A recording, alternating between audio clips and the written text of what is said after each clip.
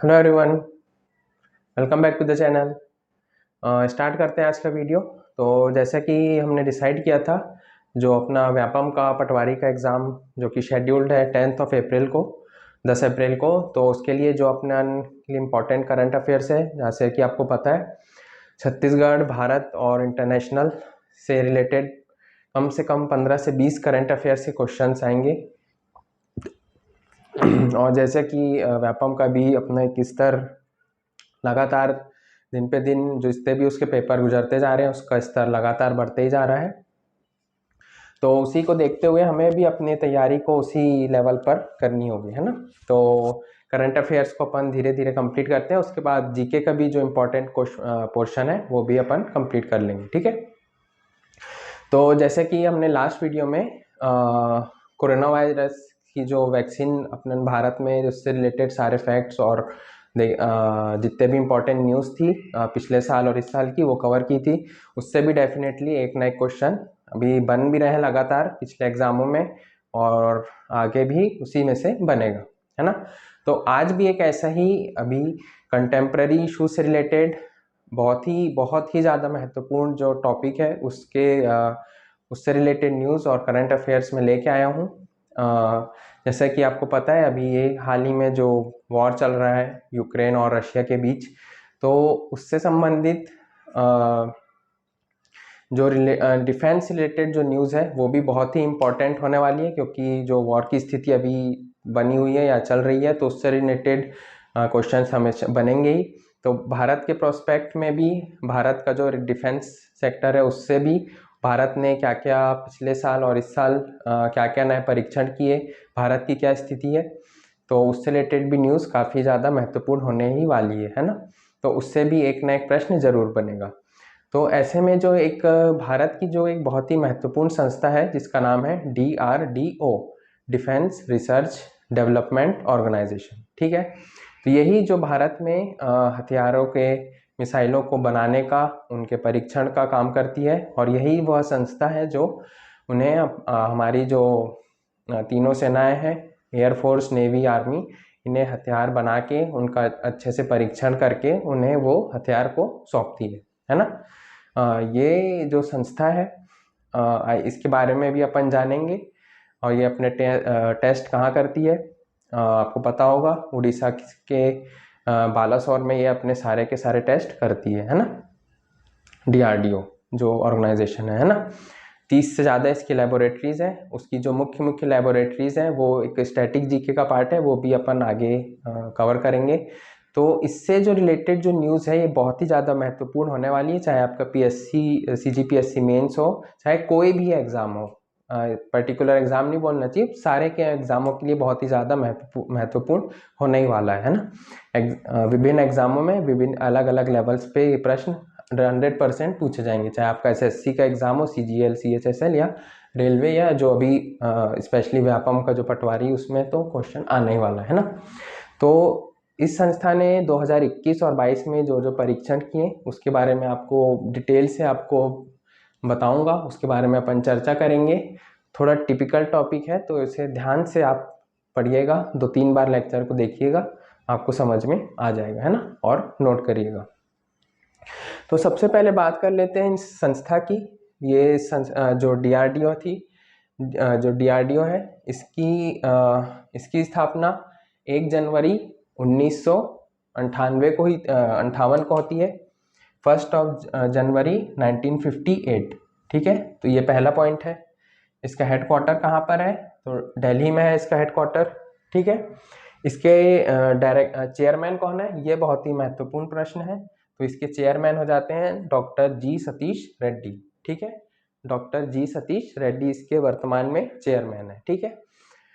इसी के साथ ही एक प्रश्न और भी बन सकता है कि इसका जो ध्येय वाक्य क्या है, मतलब इसका मोटो क्या है, ठीक है। तो इसका मोटो है बलस्य मूलम विज्ञानम, ठीक है। Base of strength lies in science, ठीक है। बलस्य मूलम विज्ञानम, ये इसका ध्येय वाक्य या मोटो है, ठीक है। तो इसे भी आप ध्यान रखेंगे, ऐसे का ऐसा ही क्वेश्चन आ चुका है या आने की संभावना भी है, ठीक है, आ भी चुका है और आ भी सकता है, ठीक है। तो ये तो बात हुई इस संस्था के बारे में, ठीक है।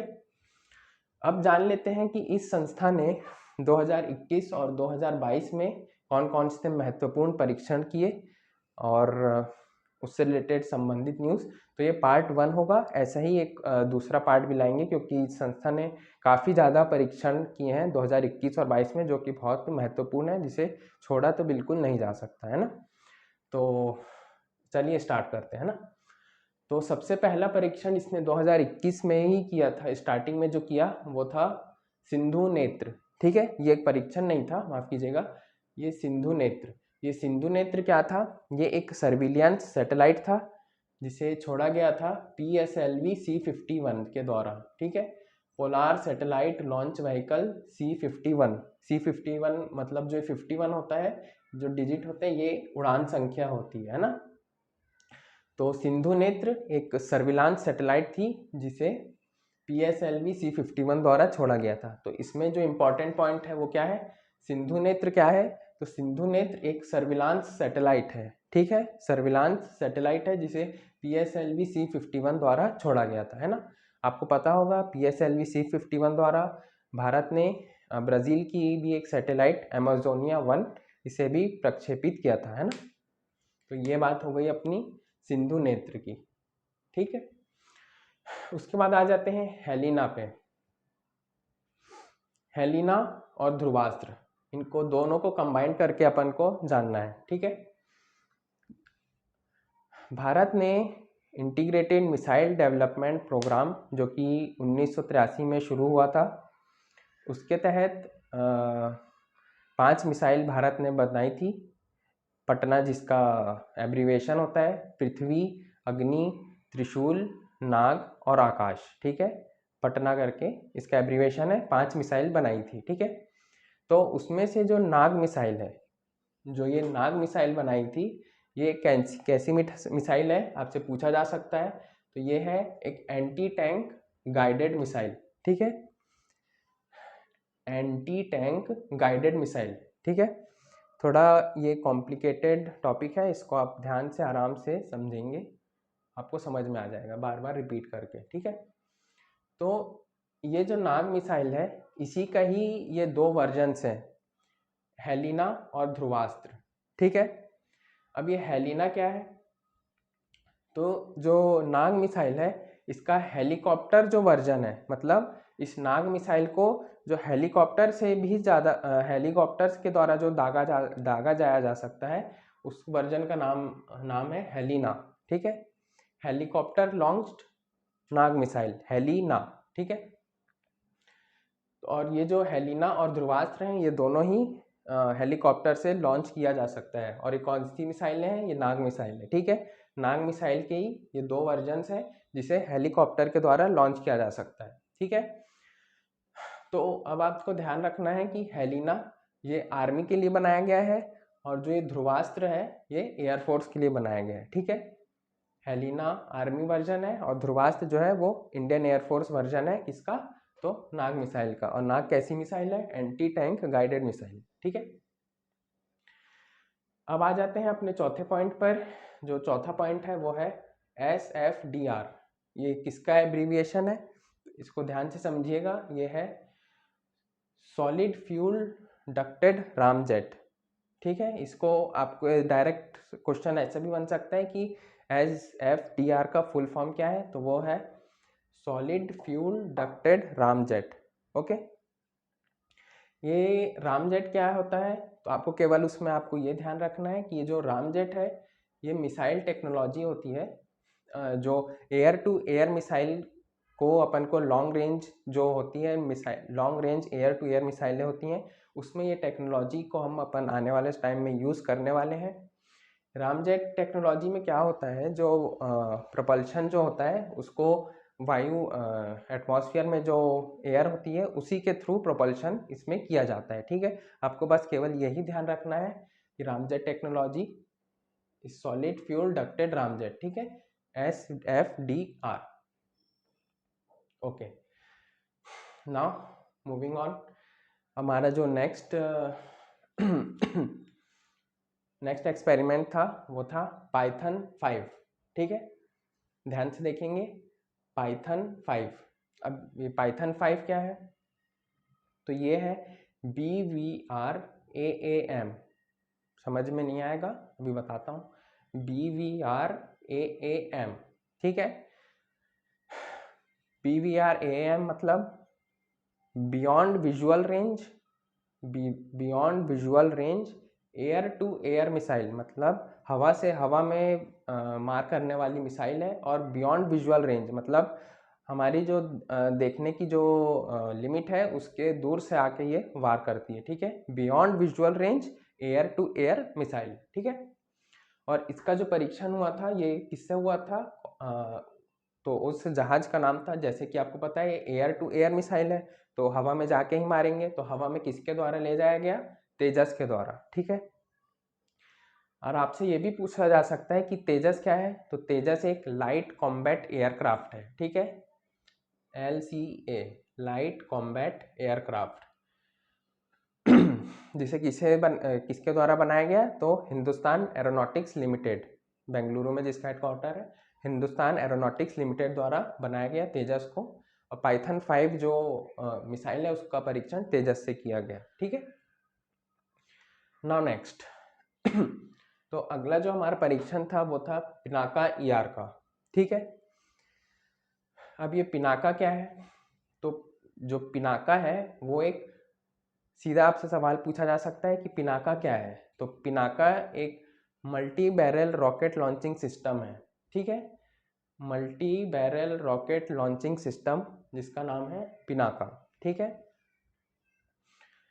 मतलब इसके बहुत सारे इसमें सांचे होते हैं, ट्रक में ये स्थित होता है, ट्रक के ऊपर इसमें बहुत सारे सांचे होते हैं और इसमें एक ही बार में बहुत सारे रॉकेट इससे फायर किए जा सकते हैं, ठीक है।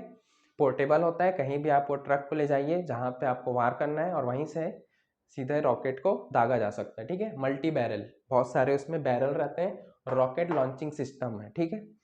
तो ये जो सिस्टम है इसका extended range, Pinaka extended range, enhanced range जो पिनाका ER है ना, तो इसकी जो अब रेंज हो गई है, मतलब इसके द्वारा जो रॉकेट जो दागे जाते हैं उनकी रेंज अब हो गई है 45 किलोमीटर्स। तो इसी का ये परीक्षण था पिनाका ER, ठीक है। अब आ जाते हैं अगला परीक्षण, अगला है अग्नि P, अग्नि P बोले तो अग्नि प्राइम, ठीक है। तो अग्नि हमारी सबसे दूरी तक मार करने वाली मिसाइल है, इंटरकॉन्टिनेंटल जो बैलिस्टिक मिसाइल है वो भी अग्नि रेंज की मिसाइल्स में ही आती है, ठीक है। अग्नि जो सीरीज़ है हमारे भारत की जो मिसाइल टेक्नोलॉजी है उसका सबसे शानदार उदाहरण अग्नि मिसाइल्स का है। तो जो अग्नि मिसाइल्स है, अग्नि प्राइम, तो पहले बात तो अग्नि के बारे में जान लीजिए। अग्नि एक सरफेस टू सरफेस मिसाइल है, मतलब सतह से सतह का में मार करने वाली बैलिस्टिक मिसाइल है, ठीक है। बैलिस्टिक मिसाइल क्या होता है वो पूरी टेक्नोलॉजी कभी और अपन डिस्कस करेंगे। तो जो अग्नि प्राइम है ये कौन सी मिसाइल है, न्यूक्लियर कैपेबल, मतलब इसमें न्यूक्लियर वॉरहेड अपन रख के न्यूक्लियर विस्फोट भी कर सकते हैं, ठीक है। न्यूक्लियर कैपेबल बैलिस्टिक मिसाइल, ठीक है। तो अग्नि prime nuclear capable ballistic missile है, इसकी रेंज क्या है 1000 से 2000 किलोमीटर, ठीक है। रेंज आपको ध्यान में उतना नहीं रखना है, बस ये ध्यान रखना है अग्नि कौन सी मिसाइल है, तो न्यूक्लियर कैपेबल बैलिस्टिक मिसाइल है अग्नि प्राइम, ठीक है। अब आ जाते हैं MPATGM, ठीक है, ये भी अगेन इसका फुल फॉर्म आपसे पूछा जा सकता है, ठीक है। तो अब ये MPATGM क्या है, man portable anti tank guided missile, ठीक है। एंटी टैंक गाइडेड मिसाइल मतलब कोई भी दुश्मन सेना का टैंक है उस पर अपन सीधा उस पर दागा जा सकता है, ठीक है। सीधा उस टैंक को डिस्ट्रॉय करने के लिए उसके ऊपर अपन दागा जा सकता है, ठीक है उसको। और इसके सामने जो ये वर्ड लिखा हुआ है मैन पोर्टेबल, मतलब जो अपने फौजी हैं, जो सैनिक हैं, वो अपने हाथ में ही पकड़ के उसको फायर कर सकते हैं, ठीक है। Man portable anti tank guided missile, guided है, एक बार आप गाइड कर दीजिए कि उस टैंक को मारना है तो उस टैंक को मारेगा ही मारेगा। और मैन पोर्टेबल है, मतलब हमारे फौजी भाई इसको हाथ से ही उसको डायरेक्ट अपन ऑपरेट किया जा सकता है, ठीक है। Man portable anti tank guided missile, ठीक है। अब इसके बाद आ जाता है सेकेंड लास्ट अपना टॉपिक जो था, बहुत ही इंपॉर्टेंट टॉपिक है, हीट अभ्यास, ठीक है। अगेन हीट का फुल फॉर्म पूछा जा सकता है। तो हीट क्या है? हाई स्पीड ई से एक्सपेंडेबल, ए से एरियल और टी से target. High speed expendable aerial target अभ्यास, मतलब जैसा कि आपको समझ में आ रहा होगा, ये किसी चीज का अभ्यास करवा रहा है। तो ये क्या होता है, इसे जैसा कि आपको पता है high speed expendable aerial target, मतलब इसे आप लॉन्च करेंगे तो ये हवा में जाके ये एक मतलब कोई टारगेट का एक रूप ले लेगा। तो फिर जिससे मेन जो इसका काम क्या है, ये एक प्रे के जरा काम करता है। मतलब कैसे बताएं, जैसे शेर जब भालू हिरन का शिकार करता है तो हिरन जैसा ये काम करता है ना। तो ये मेन पर्पस इसका क्या है, जो हमारी मिसाइलें हैं उनकी कैपेबिलिटी, उनकी एक्यूरेसी, उनकी जो टारगेट को हिट करने की जो क्षमता है उसको चेक करने के लिए ये एक डिवाइस है ना। High speed expendable aerial target, ये इसका कीवर्ड है, टारगेट है ना। मतलब इस पे टारगेट कौन करेगा, जो हमारी मिसाइलें हैं उसको अपन दागेंगे कि ये इस जो डिवाइस हमने बनाया है इसको वो मारती हैं या नहीं, ठीक है। तो ये हो गया हीट अभ्यास। अब देखिए संत, अब ये संत कौन सी बला है भाई, तो ये संत जो है देखेंगे, stand of anti tank missile. Again ये एक मिसाइल है, stand of anti tank missile, ठीक है। ये संत बहुत खतरनाक है, stand of anti tank missile, मतलब इसे आप अगेन ये टैंक को डिस्ट्रॉय करने के लिए मिसाइल है, इसे आप हेलीकॉप्टर या किसी भी जहाज से लॉन्च कीजिए, ये उस टैंक को डिस्ट्रॉय कर देगा, ठीक है। तो आज के लिए अपन इतना ही रखते हैं, नहीं तो वीडियो काफ़ी बड़ा हो जाएगा और ये थोड़ा कॉम्प्लिकेटेड टॉपिक भी है तो आपको समझने में भी मुश्किल होगी। तो इतने को आप पहले ध्यान से पढ़िएगा, समझिएगा, और इसका नेक्स्ट पार्ट में अपन इस टॉपिक को ख़त्म करेंगे और जो फिर जो करंट अफेयर्स मुझे बताने हैं पटवारी के लिए, स्पोर्ट्स रिलेटेड अवार्ड से, वो भी अपन ख़त्म करेंगे और फिर जीएस अपन स्टार्ट कर देंगे, ठीक है। तो पढ़ते रहिएगा, तैयारी को मजबूत करिए। मिलते हैं आपसे नेक्स्ट वीडियो में। जय हिंद।